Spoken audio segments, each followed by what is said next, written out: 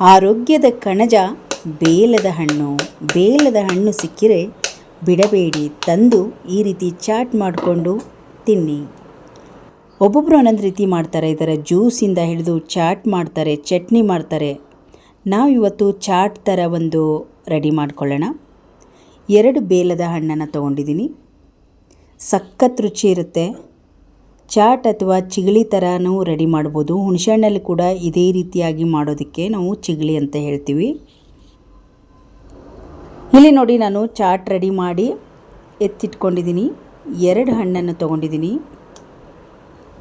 ಕೆಲವೊಂದು ನಾವು ಒಡೆದಿದ್ದಾಗ ಹಾಳಾಗಿದೆ ಅಂತಲೂ ಗೊತ್ತಾಗಲ್ಲ. ಸ್ವಲ್ಪ ನೋಡಿಕೊಂಡು ತೊಗೊಂಡ್ಬಂದು ಈ ರೀತಿ ಮೊದಲು ಚೆನ್ನಾಗಿ ತೊಳೆದು ನಂತರ ಇದನ್ನು ಒಡ್ಕೊಂಬಿಡೋಣ.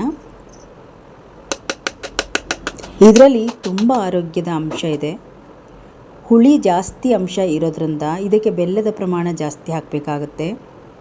ಇಲ್ಲಿ ನಾನು ಒಂದು ಒಡೆದು ಇಟ್ಕೊಂಡಿದ್ದೀನಿ. ತುಂಬ ಚೆನ್ನಾಗಿತ್ತು. ಇನ್ನೊಂದು ಒಡ್ಕೊಳ್ತಾ ಇದ್ದೀನಿ. ಸುಮ್ಮನೆ ಟ್ಯಾಪ್ ಮಾಡಿದರೆ ಸಾಕು, ನೀಟಾಗಿ ಒಡೆದು ಬಿಡುತ್ತೆ. ಇವಾಗ ಇದು ಸೀಸನ್ ಜಾಸ್ತಿ, ಸುಮಾರು ಕಡೆ ಇದು ಸಿಗುತ್ತೆ. ಇದು ಒಂದು ಹಣ್ಣಿಗೆ 25 ರೂಪಾಯಿ ನಾನು ಕೊಟ್ಟಿದ್ದು. ಹಳ್ಳಿ ಕಡೆ ಆದರೆ ತುಂಬ ಎಲ್ಲ ಕಾಡುಗಳಲ್ಲೆಲ್ಲ ಸಿಕ್ಕತ್ತೆ. ಇದು ಅಲ್ಲಿ ತಿನ್ನಬೇಕು ಅನಿಸಲ್ಲ ನಮಗಿಲ್ಲಿ. ಇದನ್ನು ನೋಡಿದರೆ ಮತ್ತೆ ಒಂದು ಸಲ ಮಾಡಿ ಚಾಟ್ ಮಾಡಬೇಕು ಅನಿಸುತ್ತೆ.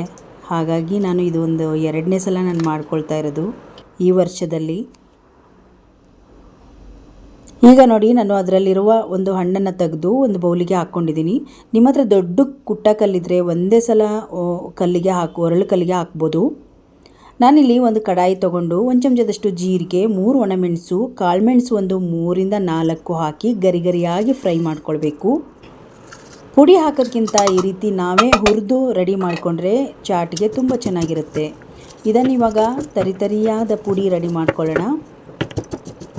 ಸ್ವಲ್ಪ ಇರೋದ್ರಿಂದ ಮಿಕ್ಸಿ ಜಾರ್ಗೂ ಕೂಡ ಹಾಕೋಕ್ಕಾಗಲ್ಲ. ಹಾಗಾಗಿ ಕಲ್ಲಲ್ಲಿ ಈ ರೀತಿ ಪುಡಿ ಮಾಡಿಕೊಂಡು ನೋಡಿ, 1.5 ಚಮಚದಷ್ಟು ಪುಡಿ ರೆಡಿಯಾಗಿದೆ. ಒರಳು ಕಲ್ಲಿದ್ದರೆ ಒಟ್ಟಿಗೆಲ್ಲ ಹಾಕಿ ಒಂದೇ ಸಲ ಕುಟ್ಕೋಬೋದು. ನಾನು ಚಿಕ್ಕ ಕಲ್ಲು ತೊಗೊಂಡಿರೋದ್ರಿಂದ ಸ್ವಲ್ಪನೇ ಹಾಕಿ ಈ ರೀತಿ ಖಾರದ ಜೊತೆಗೆ ಚೆನ್ನಾಗಿ ಮಿಕ್ಸ್ ಮಾಡ್ಕೊಳ್ತಾ ಇದ್ದೀನಿ. ಸ್ವಲ್ಪ ಹಾಗೆ ಜಾಸ್ತಿ ಕುಟಕ್ಕೆ ಹೋಗಬಾರ್ದು, ಚೆನ್ನಾಗಿ ಮಿಕ್ಸ್ ಮಾಡಿದರೆ ಸಾಕಾಗುತ್ತೆ. ಈಗ ಮಿಕ್ಸ್ ಮಾಡಿದ್ದೀನಿ. ಈಗ ಇದನ್ನು ಬೌಲಿಗೆ ತೊಗೊಂಡ್ಬಿಡೋಣ. ತುಂಬ ಚೆನ್ನಾಗಿರುತ್ತೆ. ನಾವು ಮನೆಯಲ್ಲೇ ಜೀರಿಗೆ ಪೌಡ್ರೆಲ್ಲ ಹಾಕಿ ಮಾಡೋದ್ರಿಂದ ಘಮ್ಮಂತ ಸ್ಮೆಲ್ ಬರ್ತಾ ಇರುತ್ತೆ. ಈಗ ಉಪ್ಪನ್ನು ಹಾಕ್ತಾಯಿದ್ದೀನಿ. ಉಪ್ಪು 1.5-2 ಚಮಚದಷ್ಟು ಬೆಲ್ಲದ ಪುಡಿಯನ್ನು ಹಾಕ್ತಾಯಿದ್ದೀನಿ. ನಿಮಗೆ ಬೆಲ್ಲ ಸ್ವಲ್ಪ ಮುಂದೆ ಇರಲಿ. ಬೆಲ್ಲ ನಾನು 2 ಹಣ್ಣು ತೊಗೊಂಡಿರೋದ್ರಿಂದ ಸಾಕಾಗುತ್ತೆ. 2 ಚಮಚ ಪುಡಿ ಉಪ್ಪು ಮತ್ತು ಬೆಲ್ಲವನ್ನು ಈ ರೀತಿ ಪುಡಿ ಮಾಡಿ ಅದನ್ನು ಕೂಡ ಸೇರಿಸ್ಕೊಳ್ಳೋಣ. ಇದಕ್ಕೆ ಪುಡಿ ಉಪ್ಪಿನಕ್ಕಿಂತ ಕಲ್ಲುಪ್ಪನ್ನೇ ರುಚಿ ಕೊಡೋದು. ಕೆಂಪು ಉಪ್ಪಿದ್ರೆ ಅದನ್ನಾದರೂ ಸ್ವಲ್ಪ ಹಾಕ್ಕೊಬೋದು ನೀವು. ಈಗ ನೋಡಿ, ಪುಡಿ ಮಾಡಿ ಚೆನ್ನಾಗಿ ಒಂದು ರೌಂಡ್ ಮಿಕ್ಸ್ ಮಾಡ್ಕೊಂಬಿಡೋಣ. ಈಗ ನೋಡಿ, ಇದು ಚಾಟ್ ರೆಡಿ ಆಯಿತು. ಮೇಯ್ನಾಗಿ ಮಕ್ಕಳಿಗೆ ಇಷ್ಟ ಆಗುತ್ತೆ, ಆರೋಗ್ಯಕ್ಕೂ ಕೂಡ ತುಂಬಾ ಒಳ್ಳೆಯದು. ಸಂಜೆ ಟೈಮಲ್ಲಿ ಮಾಡಿಕೊಟ್ರೆ ತುಂಬ ಇಷ್ಟಪಟ್ಟು ತಿಂತಾರೆ. ರುಚಿಕರವಾದ ಬೇಲದ ಹಣ್ಣಿನ ಚಾಟ್ ರೆಡಿ ಆಯಿತು. ಇದರಲ್ಲಿ ಜ್ಯೂಸ್ ಕೂಡ ಮಾಡ್ಬೋದು. ನೆಕ್ಸ್ಟ್ ವಿಡಿಯೋದಲ್ಲಿ ನಾನು ಜ್ಯೂಸ್ ಮಾಡೋದನ್ನು ಶೇರ್ ಮಾಡ್ತೀನಿ. ಚಟ್ನಿ ಕೂಡ ಮಾಡ್ಬೋದು. ಒಂದು ಒಳ್ಳೆ ಡಿಫ್ರೆಂಟ್ ರುಚಿ ಇರುತ್ತೆ ಚಟ್ನಿ.